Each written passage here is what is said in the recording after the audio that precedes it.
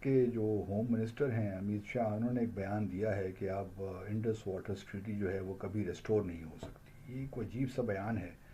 और साथ में ये भी कहते हैं कि उसको हमने टर्मिनेट नहीं किया, ना हम उसको एक तरफा तौर पे कर सकते हैं, बट कि नहीं हो सकी, रिट्रीव नहीं हो सकी। दूसरी तरफ जब जिस मीडिएशन का डोनाल्ड ट्रंप बार बार जिक्र करते हैं उसका था कि मुज़ाकरात होंगे, वो भी बाकायदा तौर पर शुरू नहीं हो सके। बिलावल भुट्टो जरदारी साहब कह रहे हैं कि पानी बहाल करो वरना जंग के लिए तैयार हो जाओ। तो डॉक्टर जमील अहमद भारतीय वज़ीर दाखिला अमित शाह ने सिंतास मुआहदा बहाल करने से इनकार कर दिया। कहा, हम वो पानी जो पाकिस्तान जा रहा था नहर बनाकर राजस्थान ले जाएंगे, पाकिस्तान से सिंतास मुआहदा कभी बहाल नहीं करेंगे। पाकिस्तान जाने वाले पानी का रुख अंदरूनी मुल्क इस्तेमाल के लिए मोड़ दिया जाएगा। हमने उसको बेंस में रखा हुआ है लेकिन साथ रिस्टोर नहीं हो सकती। वो बाबा अपने जो बयानात हैं वो तो ठीक कर लीजिए।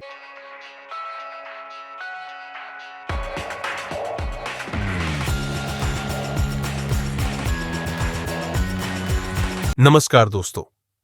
भारत की तरफ से पाकिस्तान को साफ समझा दिया गया है कि इंडस वाटर ट्रीटी अब बहाल नहीं होने वाली।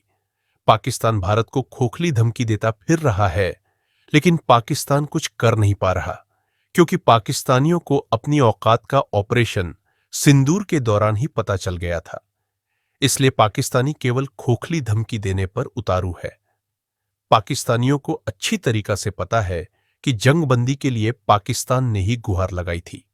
यही कारण है कि जिस तरह से भारत ने पाकिस्तान का पानी रोका है, तब से पाकिस्तानियों की काफी ज्यादा जल रही है, लेकिन पाकिस्तानी चाहकर भी कुछ नहीं कर पा रहे। या तो फिर आप ये कहिए कि जी हमने उसको ख़त्म कर दिया बिल्कुल, तो फिर रिस्टोर नहीं हो सकती। बेंस में है तो वो तो ट्रीटी तो ख़त्म नहीं हुई, इसका मतलब है ट्रीटी तो मौजूद है। और आप ये कुछ शराइत हैं जो आपने एक मज़ा का खेस किस्म की शराइत रखी हैं कि Pakistan so called cross border terrorism ख़त्म करे और उसके बाद ही हम इसको रेस्टोर या इसको हम जो हमने बेंस में रखा हुआ है हम इसको हम उसकी इम्प्लीमेंटेशन करेंगे। तो ये कोई अजीब सा बयान उनकी जानिब से आया है। पाकिस्तान में ऑब्वियसली हम बड़े कंसर्न हैं और फील्ड मार्शल आसिम मुनीर ने ये मामला प्रेसिडेंट ट्रंप के साथ भी उठाया है। और हम क्या कर सकते हैं? देखिए, एक तरफ तो लॉ फेयर है। हमारी प्रेसिडेंसी आ रही यूएन सिक्योरिटी काउंसिल की, उसमें अगले महीने जुलाई में मुमकिन है कि हम ये मामला वहाँ भी उठाएं, क्योंकि भारत ने खिलाफ वर्जी तो कर रहा है भारत, और पानी बंद करना तो बहुत ही इंटरनेशनल कानून के ख़िलाफ़ भी है। तो वो भी उसकी इजाज़त नहीं दी जा सकती कि ये काम हो। और मैं समझते हैं कि अगर वहाँ पे अगर नहीं तो फिर आईसीजे भी हम जा सकते हैं अपना केस लेकर। गो के दोनों ही हम पार्टियां हैं, भारत भी पार्टी है, हम भी पार्टी हैं, लेकिन शायद हम इस मामले में उनका मैंडेट तस्लीम न करें, लेकिन एक कोशिश की जा सकती है। लेकिन मेरा अपना ख्याल ये है कि ये मामला कानून से आगे निकल गया है। भारत ये जो कानूनी हमारी जंग है उसको नहीं मानेगा, ना उस पर अमल दरामद करेगा। हम यूएन सिक्योरिटी काउंसिल में शोर भी मचाएंगे, वहाँ से भी कोई फ़ायदा हमें नहीं मिलना, क्योंकि बहरहाल कुछ सपोर्टर्स वहाँ भी भारत के मौजूद हैं और वो कोई करारदाद या कोई स्टेटमेंट इस किस्म की नहीं आने देंगे जिसको भारत पसंद न करे। आईसीजे में चले जाएं, वहाँ से एडवाइजरी ओपिनियन ही ले सकते हैं, और अगर हमारे फेवर में आ भी जाती है तो वो भी शायद इतनी हमारे लिए कारामद साबित ना हो, क्योंकि बहरहाल जो भारत का केस है रेबूसिक स्टेंटिबूस, जिसका मतलब ये है कि थिंग्स स्टैंडिंग दस, जो वो बताते हैं ना कि सरकमस्टांसेस तब्दील हो गए हैं, तो ये वही कॉन्सेप्ट है रेबूसिक स्टेंटिबूस का, जिसको उन्होंने वो किया है। और जो convention of the law of treaties है उसमें भी ये बात कही जाती है। तो ये नहीं है कि बिल्कुल जो है वो भारत ने जो काम किया है वो जस्टिफाइड तो नहीं हो सकता, लेकिन भारत की नज़र में उसके पास बड़े ज़बरदस्त आर्गूमेंट्स मौजूद हैं। क्योंकि ये ट्रीटी देखिए 1960 में आई, 9-10 साल की निगोसिएशंस के बाद, उसके बाद 65 की वॉर भी हुई, उसमें भी ट्रीटी काम करती रही। 71 की वॉर जहाँ पे ईस्ट पाकिस्तान को बांग्लादेश बना दिया गया, उसके बाद भी ये काम करती रही।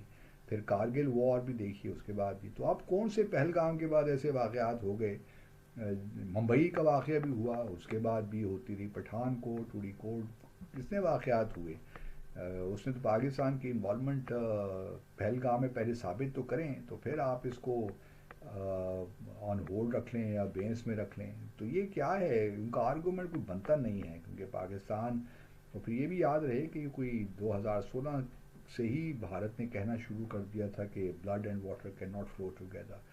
तो भारत का जो मुकदमा है कानूनी एतबार से, उसको हम चैलेंज भी कर सकते हैं, और शायद कुछ हम फेवरेबल एडवाइस भी ले लें ICJ से, लेकिन वो कोई मैंडेटरी नहीं होगी। तो इस वजह से भारत इस वक्त पूरी, और फिर वैसे ही प्रेसिडेंट ट्रम्प से कुछ मोदी साहब नाराज़ से लगते हैं आजकल। तो अगर प्रेसिडेंट ट्रम्प कुछ अपना रसूख इस्तेमाल करें और वहाँ से अगर अमेरिका से कोई प्रेशर बिल्ड हो जाए पॉलिटिकल और इकनॉमिक, तो फिर शायद भारत मान जाए। अदरवाइज़ तो मुझे नहीं लगता कि भारत जो है वो जल्द इंडस वाटर ट्रीटी की जानिब आ रहा है। और फिर ये भी याद रहे कि भारत ने बहुत से मंसूबों का ऐलान भी कर दिया, उसमें एक नहर बनाने का भी ऐलान है, जो कि तकरीबन 115 किलोमीटर लॉन्ग जो है वो होगी, 113 किलोमीटर। उसके अलावा जो इस वक्त एग्जिस्टिंग जो हैं नहरें, उनको भी बढ़ाया, उनकी जो है लंबाई को बढ़ाया जा रहा है, एक्सपेंड किया जा रहा है। लेकिन भारत इस वक्त जो है इंडस वाटर ट्रीटी को अगर आप देखिए, तो उसमें तकरीबन जो 80% जो पानी है मगरबी दरियाओं का, वो तो पाकिस्तान का है, लेकिन 20% अभी भी उसका है, लेकिन वो पूरा इस्तेमाल नहीं कर रहा। इस वक्त भारत तो मुकम्मल हठधर्मी का शिकार है, स्टबन भी हुआ हुआ है। बिलावल भुट्टो जरदारी साहब का ये एक ऐसी like it is something very emotional और एग्रेसिव स्टेटमेंट, और आप इसमें वाकई को डैप देख रहे हैं कि हमें दूसरी जंग की तरफ जाना पड़ेगा, पानी रिस्टोर नहीं होता है तो, या मुआहदा रिस्टोर नहीं होता है तो। जी बेसिकली देखें, 24 मई को हमारा एलामिया क्या निकला, और वो एलामिया कोई मामूली बात नहीं थी। नेशनल सिक्योरिटी कमेटी ने अपने इख्तितामी मीटिंग के इख्तिताम के बाद भी एलामिया इशू किया। उसमें बाकी पॉइंट्स तो रेसिप्रोकल थे, जो इंडिया ने किया वो हमने कर दिया। एक उसमें इजाफी ये था कि हमने एयर स्पेस भी बंद कर दिया, और उससे सबसे बड़ी अहम बात ये थी कि उसके दूसरे दिन ही, और प्राइम मिनिस्टर ने अपनी तकरीर में भी जिक्र कर दिया कि इंडस वाटर ट्रीटी, पानी का बंद करना, that would tantamount to the declaration of war. और इंडिया भी कहता है कि जी अगर कोई भी हमारे यहाँ वाकया हो गया तो that would tantamount, terrorism का अगर वाकया हो गया तो that would tantamount to declaration of war. ऐसी सूरत में दो न्यूक्लियर कंट्रीज सामने खड़े हुए हैं।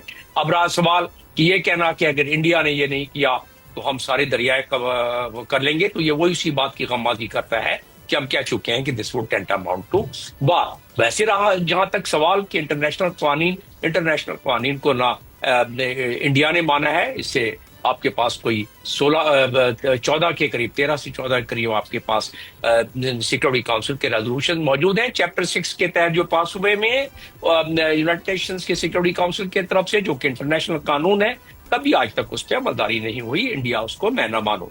इसी तरह इसराइल के लिए कोई इंटरनेशनल कानून का कोई अहमियत नहीं रखती है। अमेरिका के लिए इंटरनेशनल कानून जब चाहता है उसकी धज्जियां उड़ा देता है। इंटरनेशनल कानून जो है ताकतवरों के लिए उन्होंने अपने हाथ में रखा हुआ है।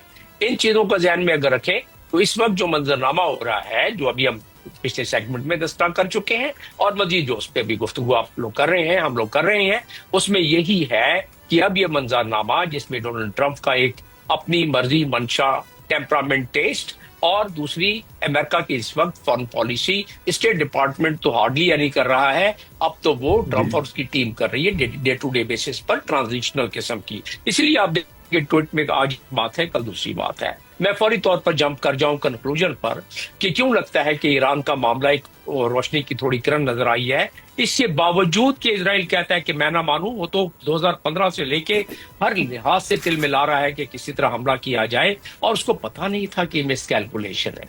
इजराइल ने आज तक ये टेस्ट ही नहीं किया कि उनको भी, उनके लोग भी जो है जौक भागना शुरू हो जाएंगे लाखों के तादाद में, और मुल्क छोड़ना शुरू कर देंगे, बंकरों में सोना पड़ेगा। एग्जैक्टली इजराइल ने तो शायद कभी सोचा भी नहीं। आपकी क्या राय है, कमेंट करें और शेयर करें। यदि आप चैनल पर नए हैं तो चैनल को सब्सक्राइब करें। वीडियो पसंद आए तो लाइक, कमेंट, शेयर करें। जय हिंद, वंदे मातरम।